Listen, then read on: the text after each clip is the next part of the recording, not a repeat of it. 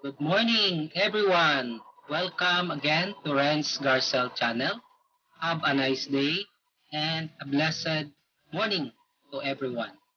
For today, we have a beautiful topic to discuss, and this is just continuation of the uniqueness and the origin of the Catholic Church.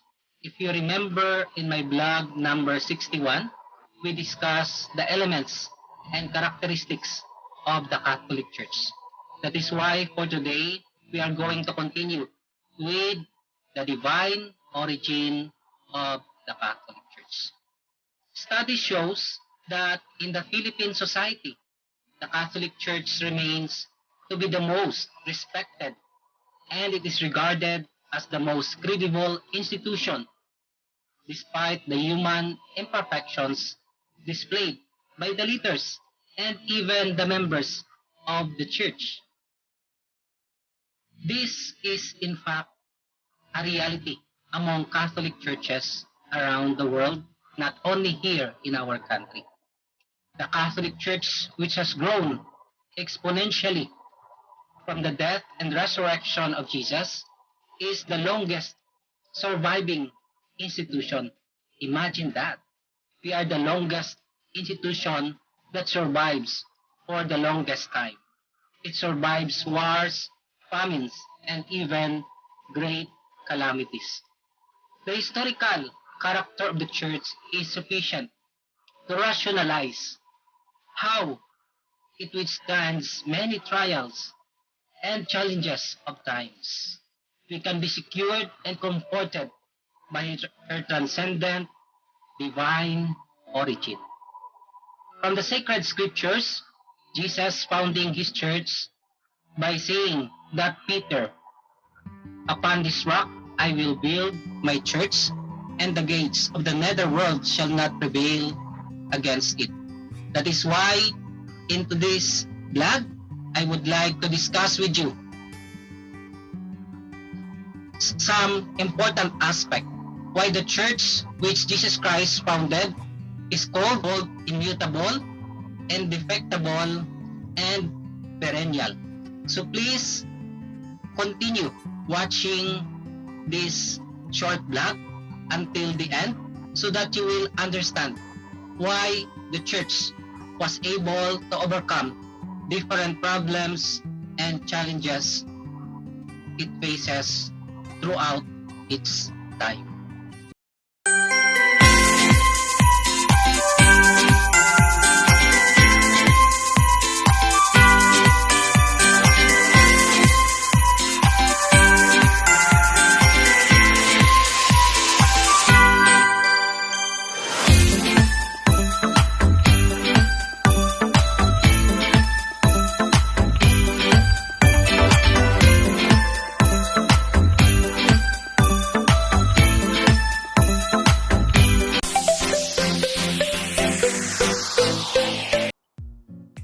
Good morning again. To continue with our discussion for today, we have to remember that the church could have perished easily if its formation has been merely based on the human dimension.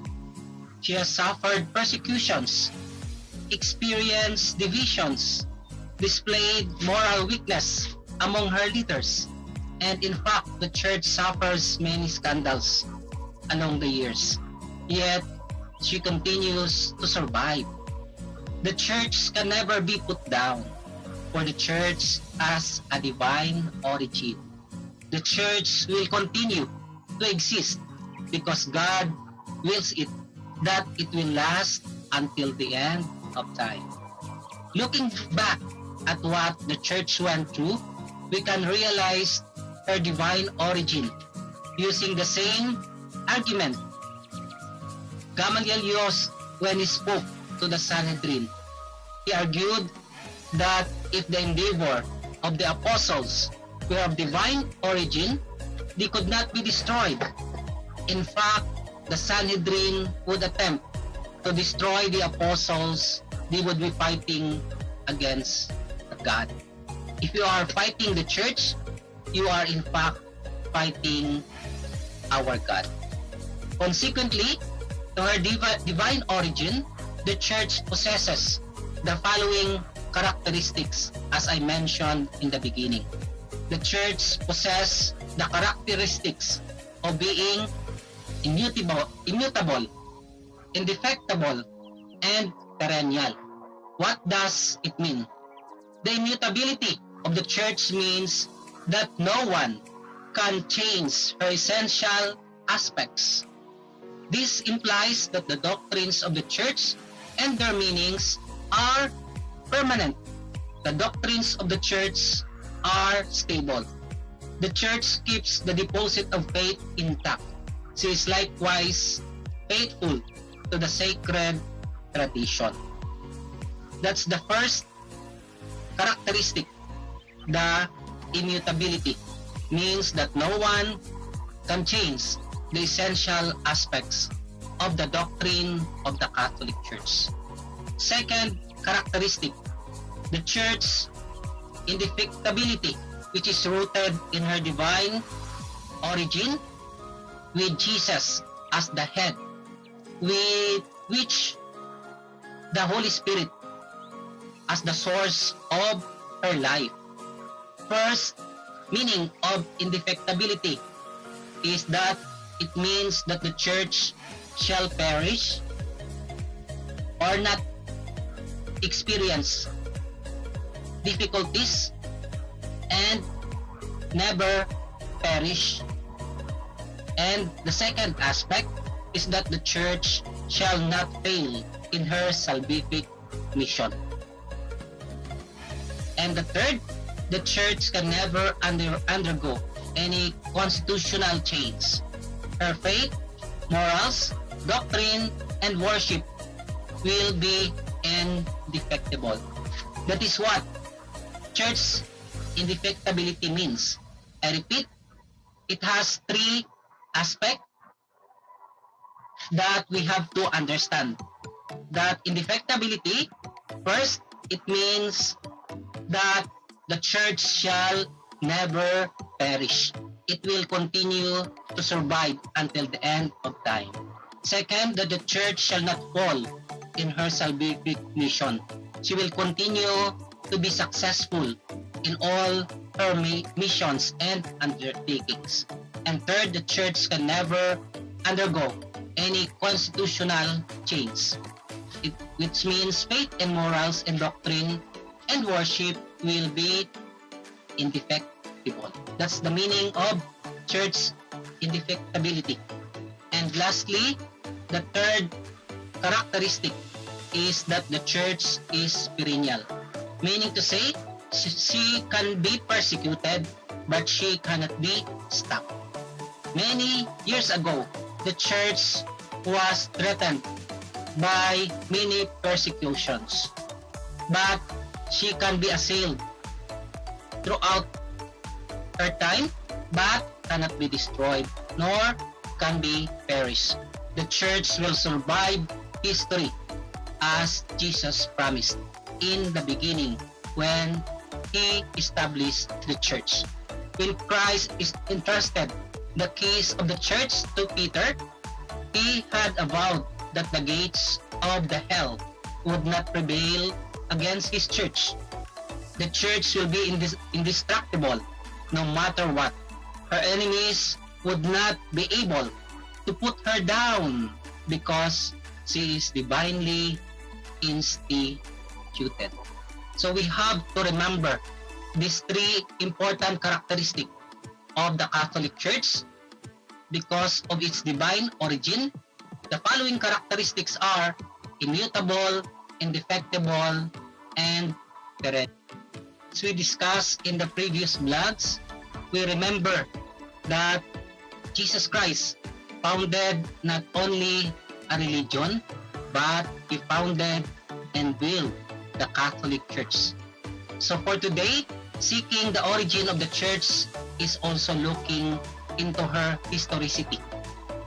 God laid down the foundation of the Church by choosing a people He called His own. They are called the chosen people of God, which is the Church. He established a covenant with His chosen people in 3 stages. First, during the time of the patriarchs, Abraham, Isaac, and Jacob, God initially made an alliance with Abraham, which became the seed of the new and deeper relationship of entire humanity with God. Abraham was appointed as the father of many nations. In fact, the name designates that Abraham means father of many nations. And so Abraham became the father of all those who believe. Thus all generations on earth would be blessed in him. Second, during the time of Moses, the chosen people of God recognized Yahweh as the one and true God, their mighty Lord and protector. God gave Moses 10 commandments to his people to show the messianic orientation of the covenant. And lastly, the third is that in the time of the prophets, most especially of Prophet Isaiah, God manifested the religious nature of the covenant as well as its fulfillment in the Messiah. The Israelites were called the people of the promise and the people of believers on the basis of their faith that God would fulfill His will for them in return. God demanded absolute faith from them. However, the chosen people had broken the first covenant. They were exiled to foreign lands and lived in suffering, but fulfilled their hearts anew when God announced that He would establish the new covenant with the remnant, that is, those who would remain faithful to Him. The first covenant, we have to remember, was an anticipation of the church.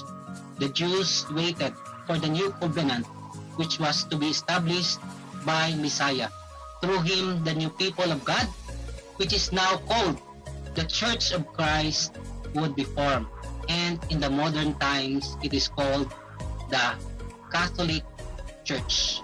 So we have to remember all these aspects that I have shared to you.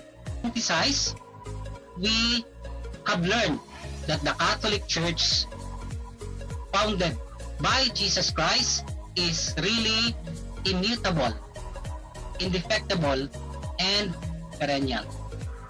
I hope that you are able to understand this uniqueness and the divine origin of our Catholic Church. Thank you for watching and following these blogs. I hope if you want to continue to learn more about our faith in life experiences, please don't forget to like, share, and subscribe, and push the bell buttons so that you will always be notified if I have new videos to share with you. So thank you so much for all the subscribers and silent viewers of Renz Garcel channel. Wishing you all a blessed and fruitful day. God bless us all. Maraming salamat at mabuhay po tayong lahat.